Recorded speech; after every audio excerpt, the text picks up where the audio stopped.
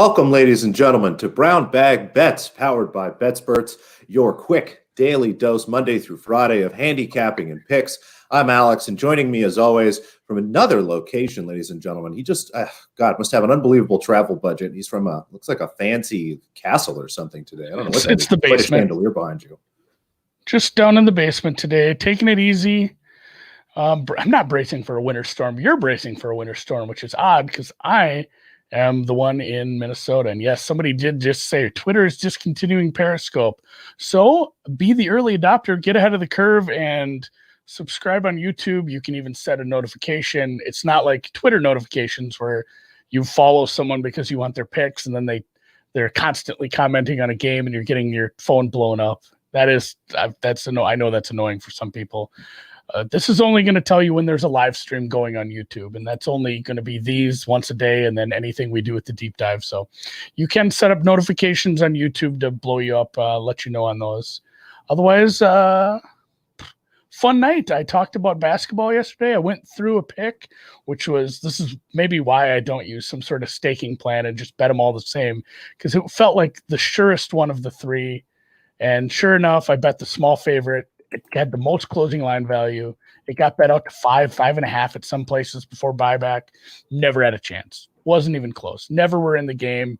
Lost outright. And then as I said, I did bet two greasy underdogs, double-digit underdogs. Go check them out on the app.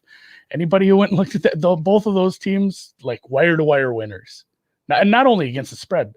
I was at 13 and 11.5 point underdogs. They both won outright. Just blasted the other team. So I guess maybe if I'm making more than one bets, I will mention them all. But obviously, check them out. I put them all in on the app.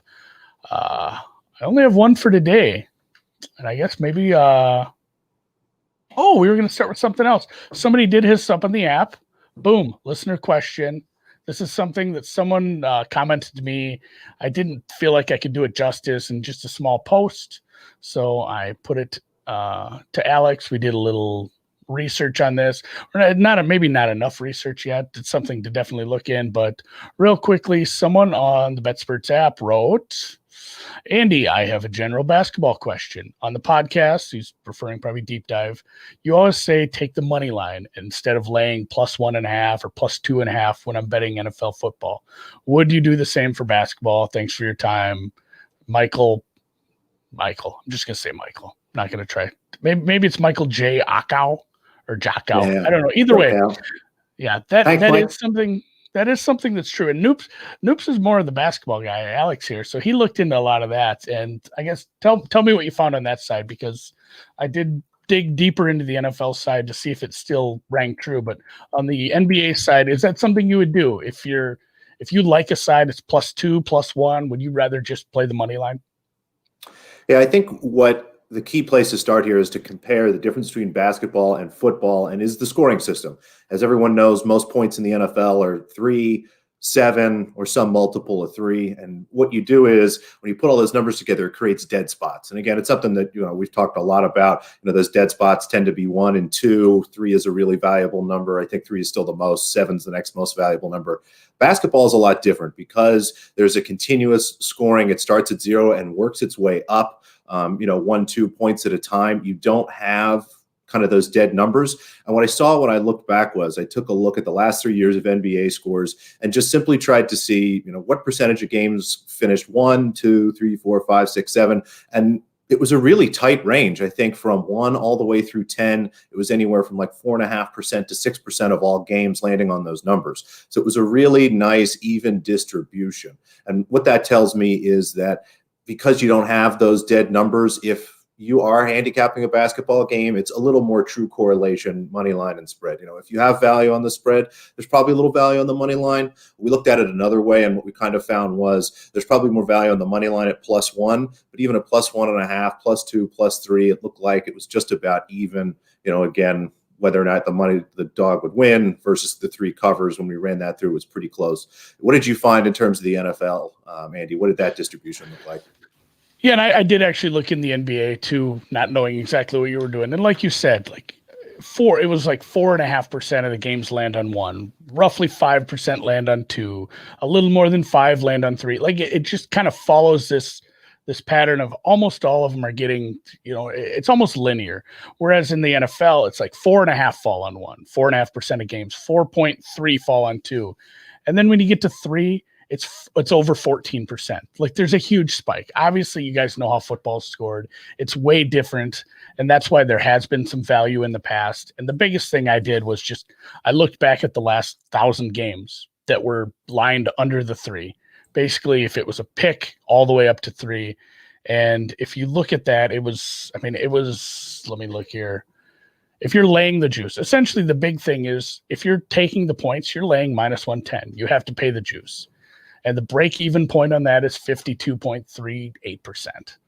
So out of those, it was 950 games, 950 underdogs in the last 20 years. They only cover the spread 52% of the time. So you're not getting to the break-even point. So those same 950 games, they do win straight up 47% of the time. And you might say, well, that's 47% of the time isn't very good. That's not even 50%. But the break even on 10% on +110 is 47.6. So if you just bet all of those, they're winning 47.8% of the time. Technically, you'd be up a couple bucks. At +115, the break even's 46.5. At +120, it's 45.5. So some of these numbers, if you can just find yourself a good number of +115, +120 on these dogs under 3 points, usually you're going to end up in the long run. It's one of those things where you could do this 20 times in a row and be wrong, and such is life. But in the long run, the general rule of thumb still in the NFL is to do it that way. And to your point, in the NBA, it's harder to discern like a break-even point there because of, and there's a much bigger sample size as well. But in the long run, betting the money line, if you truly think you have an edge, is probably the right play. Yeah, so a lot of numbers there and stuff for everybody who likes that kind of stuff. To again try to recap at a higher level, if you are betting football games and you're looking at a spread anywhere between 1 and 2.5, the money line is almost always the better option there. That same concept we find doesn't really apply to basketball specifically. Maybe if you have +1, take the money line instead of the +1. But anytime you get to 2 or higher, it looks like it's pretty much even value either way. So again, key numbers is a concept in football. It doesn't seem like it translates to basketball. No. And speaking of basketball, I do have a play here. I did find a nicer number. I shouldn't even put this 10.5 up because it's 10. I mean, if you shop around, you might be able to still find a 10.5 at a decent price. But this is basically the only thing. I'm not going to say there's like 3 other plays. This is it for today. There's not a huge slate for me. I didn't find a lot of value. I almost played LaSalle, but boy, looking at some of their numbers, they are sloppy with the ball last year and they're sloppy this year. Tulane, I mean, basically a numbers play. Even with home court advantage, I can't make this number less than 7. They're a young and experienced team. They really don't have any seniors that actually contribute. Maybe they have some on the bench that I didn't see. So it's been a bit of a slow start for them, even though they're 4-0. They've played lower level teams. This will be their first, real test. They've been playing slower paced teams. Memphis is a fast team. They rank 26th in the nation for pace.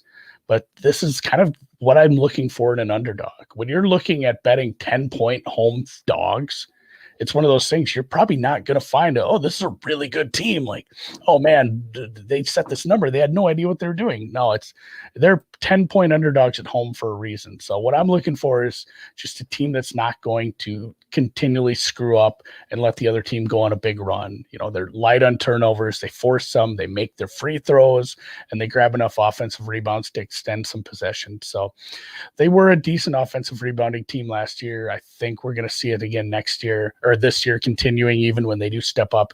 This is a conference game. We're getting into some conference play here. So definitely like Tulane, +10, +10.5. I'd play +9 even. I think I could make a case for it down there. So that's the only one for me. Just riding the green wave. I bet them. This is my 3rd time betting them this year. Well, we're big Tulane fans here, so that's a pretty solid pick. Again, you can find all of Andy's stuff on the BetSperts app. He's just Andy there. So that's the best place to find all his college basketball stuff. Of course, we'll be talking about it here. I did see a question, Andy, quickly in the chat there. Pat Donnelly was asking if maybe either one of us had suggestions on a good place to find kind of historical college basketball data. Again, I'm a bigger NBA guy, but what do you use when you pull stuff down? Do you have any quick suggestions? I'll tweet some stuff out. There's a few places, but the SDQL, I didn't actually look at college basketball. I looked at just NBA. So it'd be interesting to look at college basketball. You'd have an even bigger sample there. Okay, so we'll tweet some stuff out about that. That's a good question, Pat. Thank you. And again, thank you for our listener earlier for his question. You can ask us. Our DMs are both open on Twitter. There's the Brown Bag Bets account. So reach out to us with other questions like that, and we'll keep going through them. The next thing we were going to talk about, it is time for my NBA Future of the Day. Today, we're going to take a look at the Rookie of the Year market. And I think this year there's some value in a couple players. But as always, I like to start with the names at the top and kind of break down maybe a better way to say it is cross some names off the list. And as I start to look at the list, the favorites are, you have the top three picks: LaMelo Ball, Anthony Edwards, James Wiseman.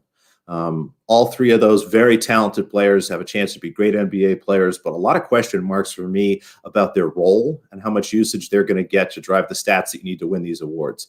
At the end of the day, these are awards. This is largely the media voting. They love points per game. They love rebounds per game. They love assists per game. Russell Westbrook got an MVP award averaging a triple-double. That kind of stuff matters. It really does.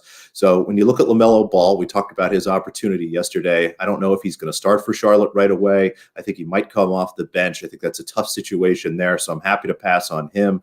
When you look at Anthony Edwards, he is third in line to score on there. I mean, Karl Anthony Towns is going to get his buckets. D'Angelo Russell's going to get his buckets, and whatever's left, maybe Edwards will get some of that. So again, got to pass there because I don't think I'm going to get the stats.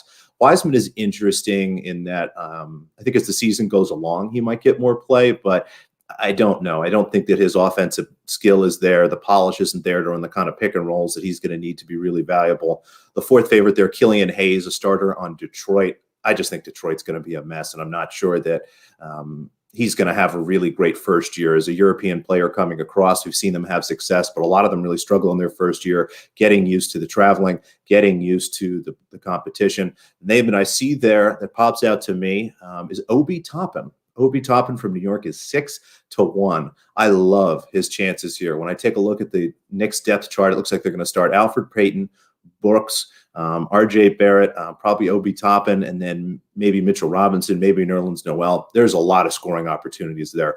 I think already, day one, he's going to walk in there as one of the more polished scorers on the team. He's going to have a chance to start, and I just see a lot of opportunity for him to get buckets here. I mean, at the end of the day, guys like Alfred Payton and Alec Burks, they're not big scorers. They're happy to pass the ball and move it around. RJ Barrett is going to try to score, of course, but I think Obi is going to be the lead scorer in this team and have a chance to really grab the reins and the attention of everybody because he's playing in New York. I think there's just some added value in there, grabbing somebody on the Knicks because everyone is frothing at the mouth for the Knicks to be good, and they want a good player for the Knicks. It is just going to get a ton of coverage. So we've got an opportunity there for a lot of usage, a great story, a lot of media coverage. So at 6-1, I'm on there. There's a handful of other names. The other name that I like, a little more of a value pick on point guard for the Orlando Magic, Cole Anthony. And this one, again, you start to put together the story. What is the usage opportunity here? Markelle Fultz starts the year as the starting point guard, but as we know, he's had some struggles in the league. As a 76ers fan myself, I've watched a lot of Markelle Fultz that wasn't so great. Now, maybe that was more Brett Brown than anything, but there is some question marks about his abilities to be a starting point guard every night in the NBA. And if he falters, I think Cole Anthony is going to come in. He's going to bring a lot of energy to the floor. He's going to be around a team that's pretty solid. I mean, the Orlando Magic aren't great, but you've got Vucevic to run pick and rolls with. Fournier is a good three-point shooter. Aaron Gordon is someone that's going to help you offensively. And they've got a bunch of other guys that are going to really be nice pieces around him. So I think he has a chance to take that starting job. Again, he's going to have a lot of usage, the ball in his hands, scoring, driving up assists. And I think, again, if he can be good and keep Orlando in the conversation for a playoff seed, you've got another nice story there. So Cole Anthony, 30-1 or better. There are some better numbers out there. I think there's as good as 40 if you search, but 30 is good to me. Anything less than that, I would probably pass. So 2 picks there for Rookie of the Year. Obi Toppin, 6-1 or better. Cole Anthony, 30-1 or better. I feel like I bet that earlier in the year based on someone's recommendation at like 50 or 60. I think there was. It I might have think been there was mine, some. and it was 60. I think we got it Yeah, I at think when it there were first some rogue opened. numbers early on that. So I guess we should have started a show 2 weeks earlier. But That's true. yeah, some basketball, some more futures. Eventually, these NBA futures will actually start into NBA picks. We're going to get to games. It is Wednesday, next Tuesday over the NBA. But We got a week. being Wednesday now, it's funny. We have a little planner sheet we share, a little Google Doc that we use to plan out just what we're going to talk about the next day or two, and if we're bringing in any guests. And we both added the exact same NFL play. It was funny because it's supposed to be two different segments, and it's just going to turn into one. But I will actually let Noops take it away here. Alex, what do you got on your NBA? We are play? in the first ever consensus brown bag bet. We are lining up on the Los Angeles Chargers. It was hard for me not to say San Diego. I actually have one of those powder blue jerseys upstairs. It's beautiful. But we like the Chargers, plus 3.5 on Thursday Night Football. They are visiting the Vegas Raiders, a team that has been putrid the last couple of weeks. A team that, let's go. I'm going to pull up real quick just to make sure that I get the actual numbers right. Lost 44-27 at home with the Colts. Almost lost to the Jets. Only won by 3 there and got shellacked by the Falcons 43-6 the week before. So you've got a team for me that's on a downtrend. When I look at their numbers in general, I think that they're pretty even teams. I make the Raiders a small favorite given they're at home. So I love this number at 3.5. The Chargers, from a matchup perspective, I think that the offense is going to have just a ton of fun playing against this Raiders defense. I think they're going to score a lot of points. Chargers team total over, not a bad look here, but I like the 3.5. We're getting across the key number. It's pretty fantastic. What do you like about the Chargers? Yeah, and it's been like this for weeks where I have the Chargers usually showing a small edge, and I just struggle because of the coaching inconsistency. But I have this one. This is about as far as I can go. I got a 3.5 flat, and by flat I mean minus 110.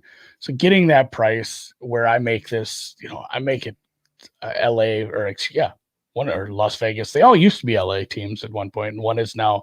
But I make it Las Vegas like minus a half point, really. Once I've updated everything, there's a ton of injuries, and we're looking at a short week. I don't know how people feel about Chucky in general, but I think probably still minor coaching advantage, even if you're down on him. But home field is non-existent right now. There's some pretty good sites if you want to be looking into things. They'll tell you exactly what's going on from game to game. The Raiders are not a team that's allowing any fans. So I'm fine. I'm fine taking this with no home field there, indoors. Probably the better quarterback at some points. Herbert's shown some nice ability. The big problem is the injuries here, and it's for both teams. Keenan Allen, Mike Williams limited in practice, Eckler limited, Hunter Henry limited. 2 linemen got hurt last week. One's in protocol, the other one's not. So it looks like Turner's in, Balaga's likely out. But the Raiders also had 4 defensive starters that were limited or worse in practice on Tuesday. So it could be a case of just kind of evening things out. And I think we will see those receivers back and at least one piece in the offensive line. And really, the Raiders defense is atrocious. It's terrible. It's ranked 30th. They fired their defensive coordinator. Rod Marinelli's going to take over. And, you can say, I think Jacobs will be playing. The big part will definitely be, another massive part is the Ruggs thing. Ruggs on COVID. If it were a normal week, he might have a chance because you could test negative enough times. But on a Thursday, just instantly, everyone had to rule him out. That takes away a big part of that offense. So I'm definitely giving just the advantage every which way to the Chargers here. And, you can say, oh, they lost so bad to the Patriots. Well, think about it. Can we think about a worse result? Maybe the Raiders needing a miracle play to beat the worst team I've seen in probably the last 5 years. I mean, the Raiders essentially should have lost to the Jets. And maybe the over isn't a bad look here, but that's a reason where I'd have consider the money line, or I almost played just a 3 plus 110 because this total is so high. But I still was lured in by the siren song of the 3 with the hook, so I did end up playing that, and hard consensus for us. So I'll have a play. I'm going to put together some props, see if I can find something for tomorrow. Obviously, tomorrow we'll have some first touchdown scorer markets. That's right, baby. I would assume from you. And we're going to have another guest tomorrow, getting into some of the college slate as we get closer to that. So this is a good question too. 3 plus 100 money line. And see that there is a case for that. And maybe that's a topic for a whole nother day, but the three, while it is valuable, like we said, it happens 14% of games lands on a three. The higher these totals start ticking up, the less valuable everything becomes with the higher variance. So I'm not saying I played a little bit of Chargers money line as well, but I'm not saying it. And maybe sprinkle the money line just a little bit. I mean, circling back to that question on the over, I like the Chargers team total over better. Like you said, I mean, I think the Raiders without Ruggs and without a few of the pieces might have trouble scoring a lot of points. You might have the Chargers throw up a big number and the Raiders just kind of flounder around. So I think that's a solid look. But again, I'll stick with the team total over there. But we're Chargers fans, baby. Oh yeah. All right, let's call her. This is a nice crisp one. We didn't have much to a little bit. Well, I only had one basketball play at a couple futures, but quick recap of what we did. And real quick, the Eckler injury. It's a quad. That's not great for a running back. I'm hoping. I guess this is a case where I'm just hoping everything hashes out about equally between the Chargers offensive players and the Raiders defensive players. If I get some good news, some bad news for both teams, I think I'll be pretty happy. And anything on either others, if it's way more bad news for me, such as life, that happens over the course of your betting career. And if it's way more good news, then kudos. I'm excited. I'll have it both ways over many, many times. So I'm hoping Eckler plays, but I guess I'm more worried about the receivers at this point because I think they could really torch Las Vegas over the top. Quick recap. Look at that, Christmas themed. I played some Tulane plus 10.5. I'd say good down to 9. You, what do you got there? Obi Toppin for Rookie of the Year, 6-1. I play that down to 5. Cole Anthony for Rookie of the Year, I took that at 30-1. I play that probably down to 30, if anywhere between 25 and 30, maybe for a little less, but I like 30. I think is probably my floor there. And then we both have the Chargers of Los Angeles plus 3.5, and it sounds like we're both going to sprinkle the money line just a little bit. Should be a big night for them, we hope. Yeah, consensus by accidental consensus. So, all right, well, rate, subscribe, review, download, thumbs up on YouTube. And if you're watching this on Periscope, maybe start watching it on YouTube, as the news that Periscope will be going away by March. Might be a good idea. So thanks for everybody for joining us today. And yeah, we'll catch you tomorrow for some Thursday night football talk. Until then.